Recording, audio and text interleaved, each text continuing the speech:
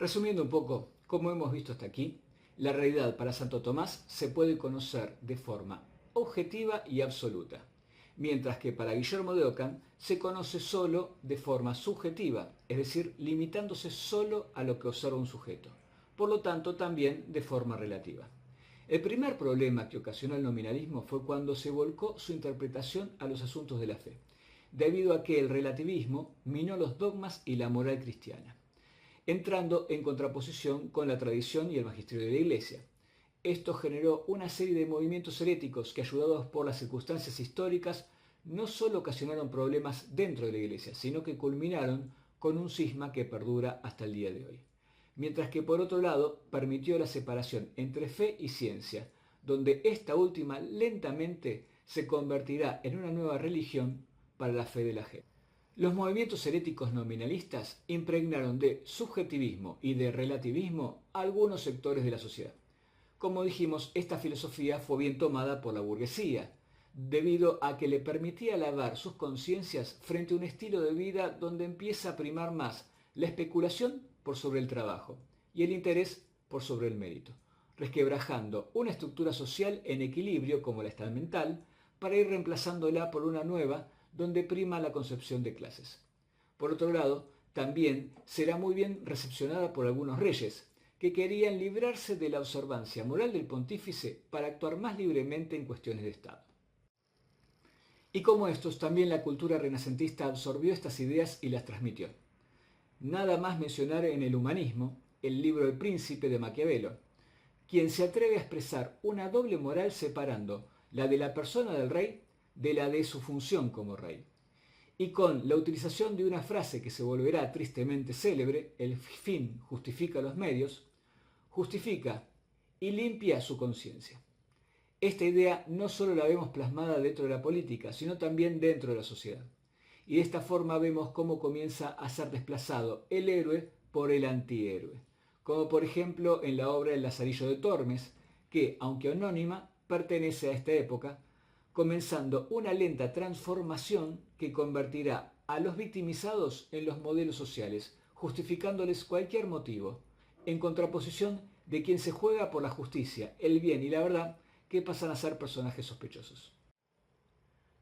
Todo esto puede sonar un poco teórico, por lo que voy a tratar de recurrir a ejemplos históricos fáciles de encontrar en la etapa que se conoce como la Baja Edad Media, donde se inicia la transición de la cristiandad hacia la modernidad. Y es así que, por un lado, los burgueses, que obtenían sus productos de Oriente, no teniendo competencia dentro del mercado europeo, dejaron de venderlo a un precio justo, sino que lo sometieron a una competencia entre la demanda, elevando así varias veces el verdadero valor. De esta forma se enriquecieron rápidamente, encontrándose con un capital ocioso, que, en lugar de reinvertirlo en nuevos emprendimientos, prefirieron buscar una forma de sacar un rédito rápido y con el menor esfuerzo. En otras palabras, crearon los primeros bancos. Fue así que comenzaron a prestarlo cobrando buenos intereses por ese capital, practicando la usura, algo condenado en esa época sobre todo por la Iglesia. Por otro lado, los reyes, ansiosos de esparcir su poder en lugar de administrarlo como era hasta entonces, comenzaron litigios contra sus vecinos, buscando expandir sus dominios. Estos fueron a su vez alentados por los burgueses, quienes encontraban así una forma segura de poder prestar su dinero financiando estas campañas y cobrando buenos dividendos luego de las conquistas. O, cuando éstas no permitían saldar sus deudas, las cancelaban a cambio de un título nobiliario, participando incluso en la corte del rey. Como adelantamos, fue Felipe el Hermoso, rey de Francia, el primero en incorporar burgueses a su corte invistiéndolos con títulos nobiliarios. Los reyes, dueños así de ejércitos nacionales, también de reciente creación, no solo se encargaron de rivalizar contra otras naciones, como por ejemplo tenemos la Guerra de los 100 Años, sino también de someter a los señores feudales, rompiendo así el equilibrio político de la cristiandad. Y será el nominalismo, impregnado en todos estos nuevos movimientos, quien permitirá la justificación de todos estos actos. Quizá me estoy deteniendo un poco en esta época, pero aquí está el germen de todos los cambios que se darán en las revoluciones modernas. las que, bajo sus circunstancias propias, no harán más que plasmar en forma universal estas transformaciones que estamos viendo ahora aquí. Así que espero ser más rápido en el momento que lleguemos justamente a las revoluciones. Y con esto también quiero desmitificar el pensamiento que no es posible una realidad distinta a la actual, porque tuvimos una civilización distinta, perfectible sin lugar a dudas, pero con otra mentalidad y movida por otros valores. Hoy la mayoría de la gente percibe que nuestra civilización no va por un buen camino, pero que no hay posibilidad de cambio por la misma naturaleza del hombre. Y la verdad que no es así. No tengo el tiempo de hablar en estos videos cómo fue la civilización cristiana occidental. Me lleva un año entero de clases, por lo que aquí solo estoy dando algunas pinceladas que sirvan para marcar la diferencia con la modernidad. Pero la cristiandad, aunque muy maltratada por los iluministas, quienes nos ocultaron su riqueza, puedo asegurarles que fue distinta. Ya solamente con el hecho de que hubo reyes que llegaron a los altares como modelos de santidad, algo impensado en nuestra época, imaginar ver un político en ese lugar, ¿no? Pero que en esa época sí fue posible, lo que nos refiere no solo a personas, sino que también nos habla de una civilización distinta. El ser humano como criatura de Dios aspira al bien, y si bien la herida del pecado lo inclina hacia el mal, la gracia recibida por Jesucristo le permite vencer esa inclinación para alcanzar el bien. La modernidad no solo intenta privar de esa gracia, sino que además convenció a la humanidad que no da resultado, condenándola de esa forma a vivir en un mundo donde prevalece la injusticia y la maldad, por lo que bajo esa mentalidad no existe otra posibilidad que sacar ventaja pasándolo lo mejor posible y escapando de la maldad que lo condena. Esa idea, fruto del nominalismo, a uno de los primeros que convenció fue a Martín Lutero. Por eso la revolución que encabezó, la religiosa, está asignada ya con una mentalidad así. Hoy conocemos la versión romántica del cisma protestante que nos enseña la modernidad, en la que nos cuenta que Martín Lutero, viendo muchos vicios dentro de la Iglesia, intentó corregirlos con una reforma, pero que la Iglesia le dio la espalda y lo contraatacó con una contrarreforma, provocando un cisma o separación. Si en lugar de Lutero se hubiese puesto en ese relato a Erasmo de Rotterdam, quien sí percibió una iglesia ganada por la mentalidad renacentista con todos los vicios que eso traía, tendría más sentido. Sin embargo, este último no generó ningún cisma, sino que su actuar se vio compensado a través del tiempo con el Concilio de Trento, que vino a poner orden y a erradicar todos los vicios de la época. La denuncia de Lutero no fue más que una excusa para reformar dogmas, sacramentos, tradición y costumbres. Es más, la Iglesia intentó conciliar con sus postulados, pero resultó verdaderamente imposible. Pero, continuando con la idea anterior, Lutero descree de los efectos de la gracia para derrotar la inclinación hacia el mal. Por lo tanto, rompe con la idea del libre albedrío y plantea una predestinación divina en la suerte del ser humano. De esta forma, la persona deja de ser responsable de sus actos para ganarse o no el cielo, ya que está sujeta a una caprichosa voluntad divina. Además, no reconoce el magisterio de la Iglesia, dejando a cualquier lector la interpretación de la Escritura, desechando de esa forma también la tradición. Es justo tener en cuenta que herejes como él hubo muchos en la época de la cristiandad, pero estas herejías desaparecieron porque toda la civilización, a través de la ya explicada teoría de las dos espadas, generaba sus anticuerpos para que no prosperaran. Sin embargo, Lutero apareció en el lugar preciso y en el momento justo, con un discurso apropiado, porque rompe con la soberanía del Papa sobre la Iglesia, sin reconocer a nadie en su lugar. Esto, por un lado, hará que sus seguidores, al no responder ni a una jerarquía, ni a un magisterio, ni a una tradición, comiencen a dividirse, primero entre protestantes, luego calvinistas, anglicanos más tarde, evangélicos, presbiterianos y así muchos más. Pero por otro lado, que sea escuchado por los reyes o príncipes que deseaban separarse de la soberanía religiosa del Papa en el momento en que se estaban gestando los estados nacionales. Por lo tanto, estos monarcas vieron con muy buenos ojos no solo el sumar poder político, sino también el sumar poder religioso, sin romper con la religión que sustentaba a la cultura de su nación, y así intentar respetar la tradición de sus reinos, ya que seguirían siendo cristianos, pero separados del Papa por estas diferencias con la Iglesia Católica, y así también diferenciarse cada reino entre sí, convirtiéndose además en los primados de la autoridad religiosa al haber desplazado al Papa. El mejor de los ejemplos que tenemos es el inglés. Esta primera revolución, si bien no terminó con la cristiandad, sí la resquebrajó. No fue sencillo el camino a seguir, ya que en un primer momento comenzaron las guerras de religión, intentando combatir a los herejes, pero inmediatamente intervienen los reinos como protectores de una u otra religión reformada, convirtiendo estos conflictos en cuestiones nacionales y ya no solo religiosas. Basta ver la Guerra de los 30 años, que comienza siendo un conflicto religioso, pero termina siendo una guerra entre los reinos buscando la hegemonía europea.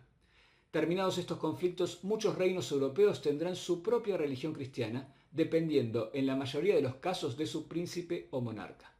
De esta forma se inicia el siglo XVII, con pensadores que comienzan de a poco a separarse del pensamiento religioso tradicional por pensamientos autónomos, cada vez más secularizados y la mayoría, por no decir todos, de origen protestante, es decir, cristiano, pero no católico, siguiendo las huellas del nominalismo.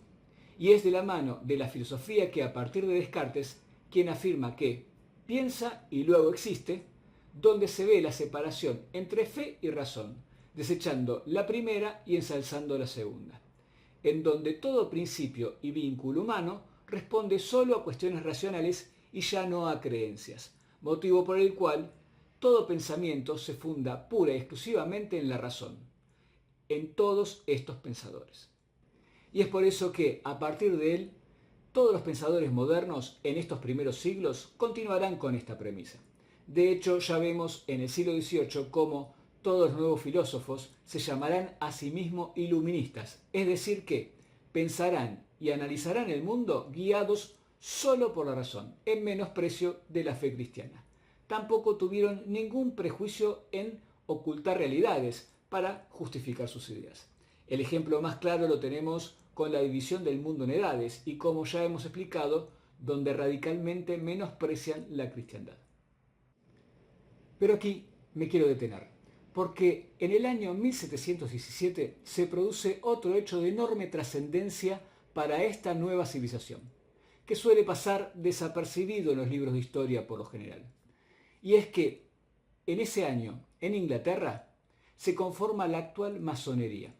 Vemos aquí una intervención decisiva de Satanás generando un órgano que responda directamente a sus planes. Sus miembros actuarán a través de la infiltración en los sectores de poder para generar y controlar las revoluciones, para que así sean totalmente opuestas a la cristiandad, conduciendo de esta forma a la humanidad a la realización de sus planes, es decir, a su propia destrucción. La masonería es una logia secreta compuesta por miembros que muchas veces no se conocen entre sí, pero que de manera vertical responden a la voluntad de un gran maestre para llevar sus planes a cabo. Fue fundada en Inglaterra, tenía como primera finalidad destruir a su principal enemigo, España, que, si bien venía perdiendo fuerzas en la hegemonía europea, continuaba siendo la gran potencia a nivel mundial por la cantidad de posesiones que poseía en el mundo y sobre todo en América. Inglaterra todavía no era potencia, aunque sí aspiraba a serlo. El fracaso en la Guerra de los 100 Años les enseñó que la entrada a Europa les sería muy difícil por su condición de isla, pero contaba con una importante flota, por lo cual otro camino para lograrlo estaba en arrebatar las posesiones ultramarinas de España. Para esto tuvo en cuenta que la base sobre la que se apoyaba la nación española, que los unificó y los convirtió en potencia, era su fe cristiana católica. Por lo tanto, para destruirla debían minar sus bases, es decir, su fe.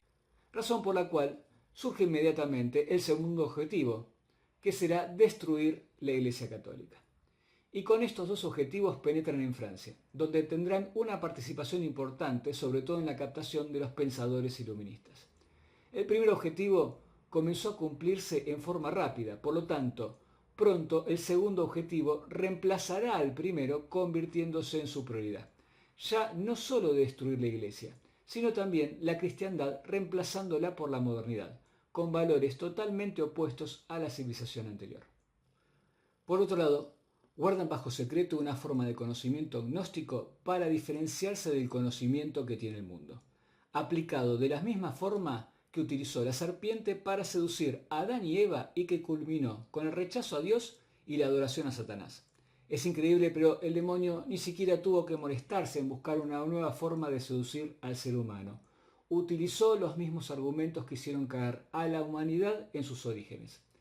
Dentro de sus logias se establecen ritos, hoy sabemos que satánicos, y en los altos grados también se da la adoración a Satanás, siendo por tanto este mismo quien la conduce a través de sus grandes maestres.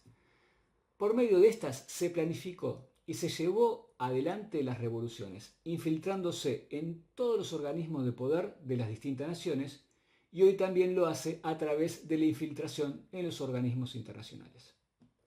De esta forma, y por acción de la masonería, vemos cómo los pensadores iluministas ya no se basan en los valores fundamentados por la fe revelada, sino por la razón, lo que hace que estos valores pueden ser mutables.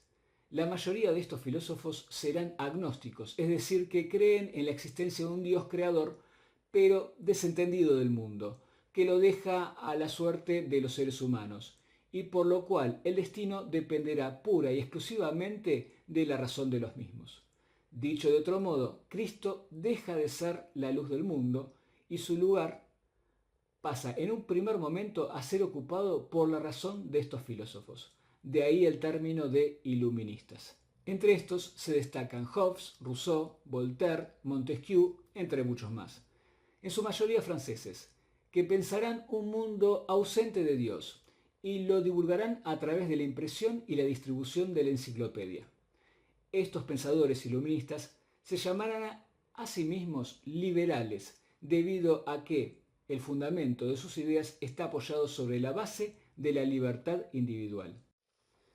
Y un dato para tener en cuenta es que en el siglo anterior a la aparición de los iluministas, es decir, desde mediados del siglo XVII, se le aparece Jesucristo, bajo la advocación del Sagrado Corazón, muy divulgada a raíz de esta aparición, a Margarita María de Alacoque, hoy canonizada, una humilde monjita francesa, y que, entre otras promesas y compromisos que le pide a los cristianos, está el pedido de la consagración de Francia a su Sagrado Corazón, desatendida por su rey, en ese momento Luis XIV, por lo que no evitará la llegada de estos nuevos pensadores agnósticos bajo la influencia masónica. Volviendo a la Baja Edad Media, en el ámbito económico con el advenimiento de la burguesía, encontramos un capitalismo comercial con la creación de los primeros bancos. Para el siglo XVIII surge el mercantilismo, es decir, el intercambio comercial a través de los reinos buscando rédito en el superávit comercial. Y ya a mediados del siglo XVIII se inventa la máquina a vapor, con lo cual, aplicado en la industria, generará una revolución, esta vez en lo económico, conocida como la Revolución Industrial, a través de la producción ya no artesanal, sino en serie. Se pasa entonces del taller a la fábrica, y esto lentamente alentará a convertir la sociedad en una sociedad de consumo. Es decir, ya no se consumirá para vivir, sino que se vivirá para consumir. También aparecerán los pensadores liberales desde lo económico, siendo la mayoría ingleses. Estos en un primer momento no serán agnósticos, sino protestantes o, más específicamente, anglicanos, dado que esta revolución comienza en Inglaterra. Los anglicanos tomaron para vivir la fe las formas de los católicos, pero con fundamentos calvinistas. Calvino era un protestante que encontrará una respuesta al problema de la salvación desde el punto de vista de la predestinación. Es decir, ¿cómo yo sé que soy un elegido de Dios para ser salvado?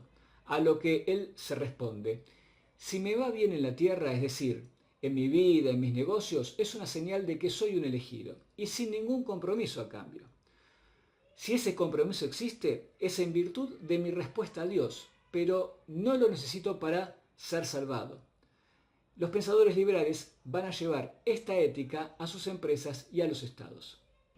Por lo tanto, el compromiso es primero con la riqueza y luego con la sociedad.